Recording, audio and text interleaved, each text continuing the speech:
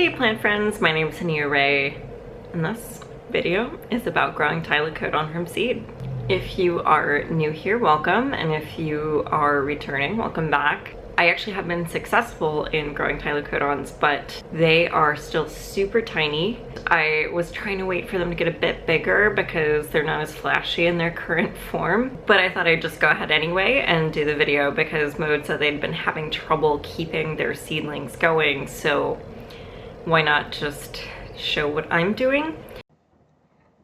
So I put my Tylecodon seeds in a baggie to keep the moisture in, and I put them right next to some Haniya, and here's the Tylecodon. And I just wanted to show you what they look like. These are Tylecodon paniculatus seeds, or seedlings, and they're still super, super tiny. And I thought I would just show you, look how tiny those are. They're just like little green blobs at this point in time. And it's kind of difficult to see. Thanks for bearing with me to see what they look like as they are tiny seedlings. And I'm basically just leaving them underneath a 6000K Barina light, or basically a shop light, and just keeping them moist in this bag, not too wet, but enough so that they basically have enough moisture to start storing water for their caudex. That being said, let's get started. So Tylecodon seeds in the US are fairly hard to find, I would say. I think my garden has them occasionally, but I've never seen them in stock. Maybe you could put an alert for when they get more in stock, but yeah, I've never been able to buy them locally. The first Tylecodon seeds I bought, I believe, were from Unusual Seeds, and they typically have them in stock. So if you want them, you can just go to Etsy and look for Unusual Seeds, or unusualseeds.net, I think. But I actually received some seed mail from the Russian Federation, which is really exciting. And one thing I really love about seed mail is that you never really know when it's coming because the USPS doesn't take images of it, so you might just open up your box and be like, oh, whoa, what is this? Anyhow, so I decided to order these Tylecodon seeds because they were different than the paniculatus that I got from Unusual Seeds, and I think these Tylecodons are hybrids. Let's see if they included the name on here. They are Tylecodon bayeri crossed with Tylecodon turulosus caracha beauport.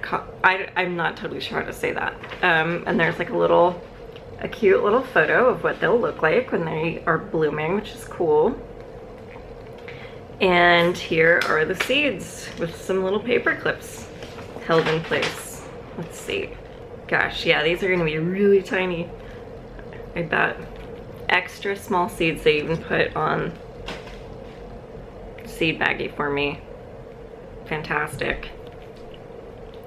So if you guys have seen my really tiny seeds video, you know exactly how I'm gonna start these.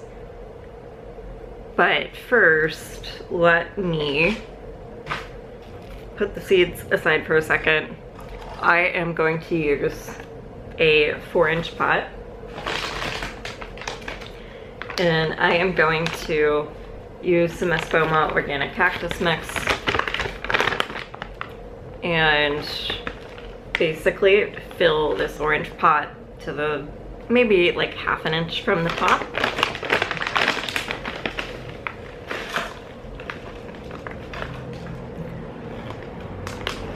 I'm just getting myself dirty, and my kitten is looking at the dirt as it's falling onto my chair and my leg and my ground, and I need help cleaning because I'm such a messy person, which I guess you kind of have to be. No, actually I've seen some very clean plant people, and I'm not one of them, so kudos to them that I am a mess. Cool, so let me put this away.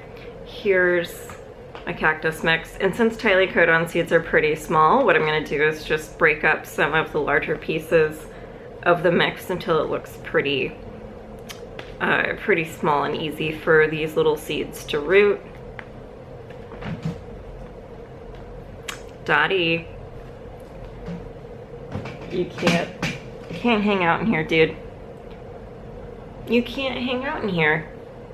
No. So since these guys are wrapped up in this little packet, extra tiny seed packet, what I'm actually gonna do is take my pot and then put some Western desert sand mix on top of it first.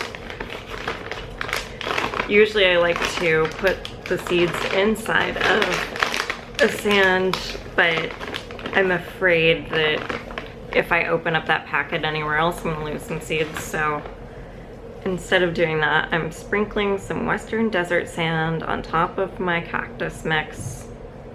And I should probably tamp this down a little bit so that I don't lose my Tylecodon seeds in here.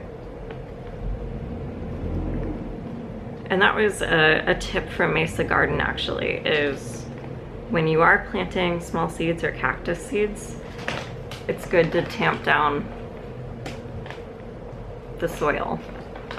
Just tamping it down. Dottie, I don't know what you're looking for in there, kitty. Is it just that it's fun to go in because I'm right here? So now that I have sand on top of my cactus soil, we are going to try to unravel this packet as easily and simply as possible. And I'm gonna actually film this, so let me just rearrange that camera really quickly for you guys so you can see what I'm doing. Here's my extra small seed packet, and I'm just gonna slowly pull off the tape and pray that the seeds don't fall out with it. Okay, and now that I have paper, I'm just going to unroll this very, very slowly. And here you can see the seeds, if it'll focus on them. Or I can focus for them. And I'm just going to tap them in here. Oh wow, they have even the little flower in here too, which is kind of funny. So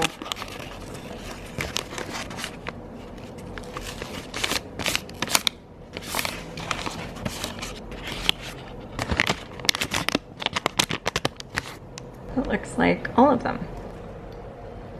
So now that I have my seeds on top of my sandy soil, I am going to take some regular tap water and just spray the top, if I can get this to work.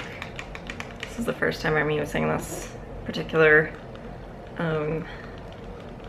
spray bottle, and I'm trying to open it. There we go.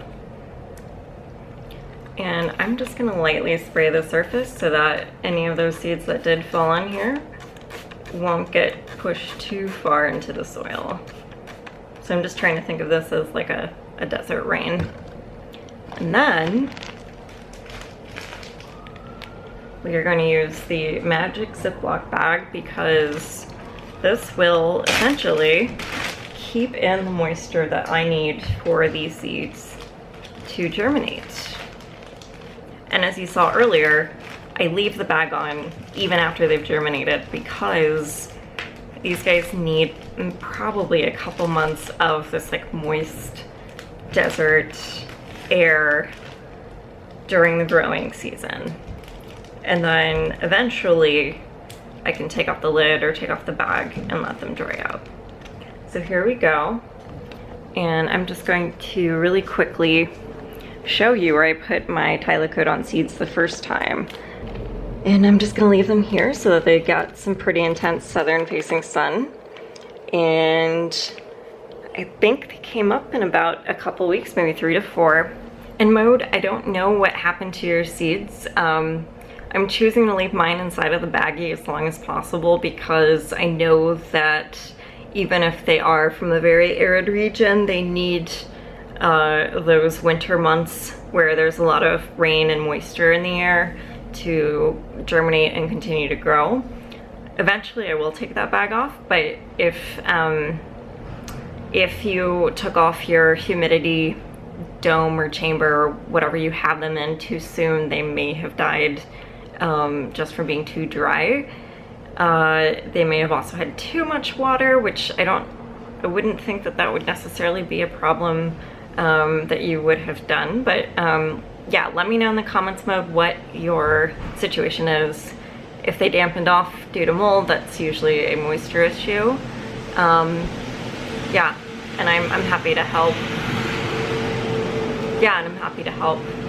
And for everyone else who found this video helpful or useful, please like and subscribe. I really appreciate it, and it really means a lot to me to see you guys want me to make more videos. Cool. Okay, well, I will be back in a couple of days to talk about how I keep my houseplants in my fish tanks, which is a whole nother topic that I'm really excited about and kind of how I got into plants.